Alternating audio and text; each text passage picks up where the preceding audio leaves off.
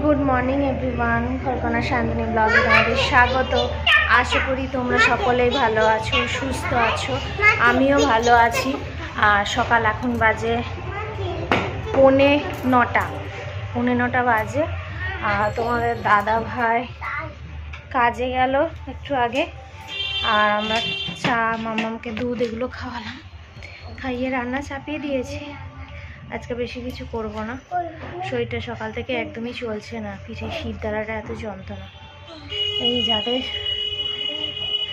Caesarean baby তাদের প্রচণ্ড কষ্ট, নর্মাল বেবিদেরও প্রচণ্ড কষ্ট হয়, নর্মাল মায়েদের যাদের, কিন্তু সেটা সাময়িক কষ্ট, কিন্তু সারা জীবনের জন্য অন্তত পঙ্গু হয় না। কিন্তু তোমার এই সিজারিয়ান বেবিদের মারা সারা জীবন পঙ্গু হয়ে যায়। কোমরে তো যন্ত্রণা আছেই, তার উপরে পিঠের শিরদাঁড়া প্রচণ্ড যন্ত্রণা। সকালে তো উঠতেই পারছিলাম না। যাই হোক, উঠে তো এগুলো করতে হবে, জোর করে উঠলাম, উঠে সব কাজকর্মগুলো করি, দেখি যত তাড়াতাড়ি করা যায়। তাড়াতাড়ি বলি কিন্তু কাজ তাড়াতাড়ি হয় না, চতুর্দিকে কাজ একা হাতে করতে হয় না।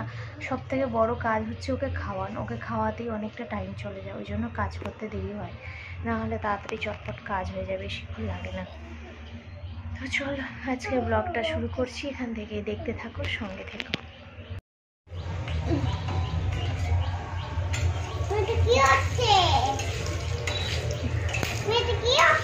উচ্ছে ভাজাগুলো খুব কড়কড়া হয়ে গেল, আর এদিকে ভাত চাপিয়ে দিয়েছি।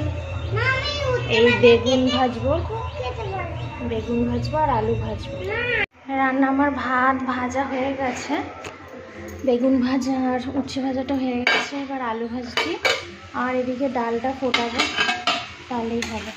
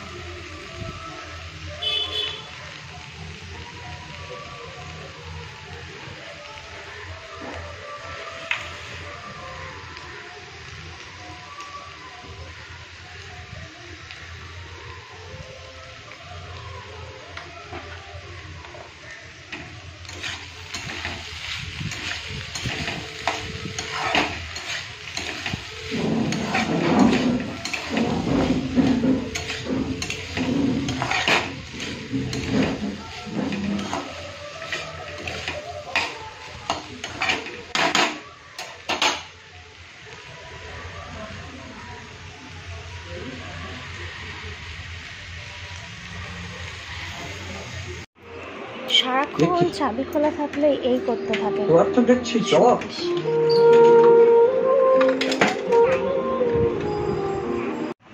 দেখো, মাম্মাম চাইলো আমার থেকে দই খাবে বলে, আর এখন একটু খেয়ে মুখে মাখছে। কি করছো এটা? মেকআপ করাচ্ছে। আর আমি ভাবলাম চুলে একটু স্মুথনিং করব, ওই জন্য এই বাড়িতে স্মুথনিং বলছি, আমি ভুল বললাম, স্পা করব, ওই জন্য আমি ক্রিমটা করে রেখেছি, স্পা করার ক্রিমটা। তো এখন একটু তেল মালিশ করে নেব, তারপর আমি ওটা মাথায় দেবো। তো জন্য মাথাটা দই ঠই নিয়েছি, আর মামাম বলছে যে দই খাবে, সেই বলে নিয়ে এখন মুখে মাখছে। আর আমার চুলটা দেখো কেটে একটু ছোটোই করে দিয়েছি, সেদিন দেখালাম, কোমর পর্যন্ত।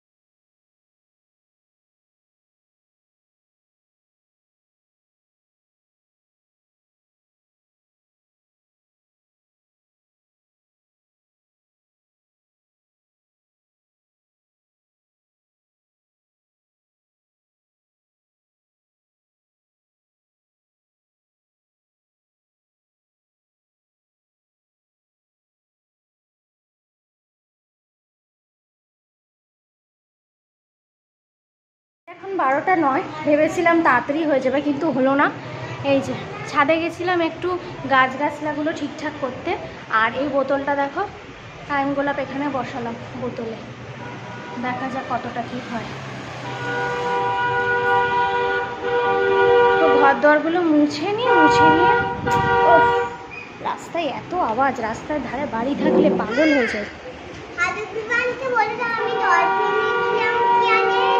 মাম্মা একটা টোস্ট খাচ্ছে, তো আমি এগুলো ঘরটার বাকিগুলো মুছে নিই, তারপর হবে চান। সিজে এতগুলো কাঁচা হয়েছে, মাম্মা আমি স্নান করে এলাম, এবার খাবো ভাত। এইভাবে জানলা দরজা, এই দেখো এগুলো কালকে কেচে দিয়েছিলাম রাত্রেবেলাতে, এখানে শোকায়নি তাই মেলে দিয়েছি। আর এই জানলা আটকে দিয়ে এবার খেয়ে দিয়ে শোবো, তো বৃষ্টি চলে এলেই চলে আসবে জল, এই জন্য আটকে দিই। না চলো, এই ঘরের কাজ শেষ। আজকে রান্না হচ্ছে যে আলু ভাজা,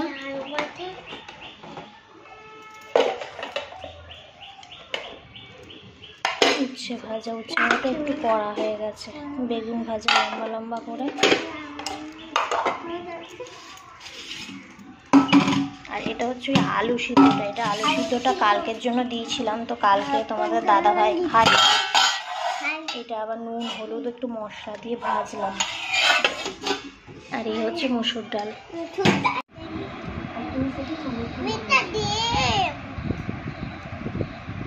মামামকে খাওয়ানো হলো, বিছনাপত্রটা পরে গোছাবো, সবজিও কেটে রেখেছি কালকের জন্য। এই দেখো ফ্রিজের ভেতর সব ধুয়ে ধুয়ে ঢুকালাম। আর এখন হবে ডাল ভাত রয়েছে, আলু ভাজাও রয়েছে। ভাবলাম একটু বেগুন কেটে রেখেছি, একটু বেগুনি করব, তার জন্য বেগুন ধোয়া আছে, এখন বসাবো বেগুনি। বিছনা গোছাবো বলে সব রেডি করছি, আর এদিকে বেগুনি চাপিয়ে এসেছি। এই যে বেগুনি লম্বা লম্বা করে কেটে রেখেছিলাম, ভাজা হচ্ছে।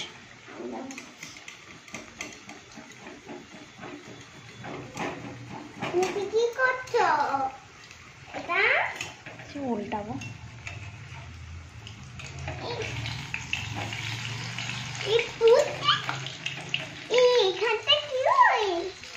বলে এটা মা, এটা বলা। চলো, এই দেখো আমার বেগুনি চলে এসছে, লম্বা লম্বা করে বেগুনি আজকে হয়েছে, ডাল আর আলু ভাজা তো দিনের ছিল, বেগুনিটা এখন ভাজলাম। তো চলো, বিছনাপত্র এখনও রাখা হয়নি, রাখবো। বিছনাপত্র এমনি ঝাড়া হয়ে গেছে, তো খেয়ে নিয়ে মামামকে রেডি করব, আমিও ফ্রেশ হব।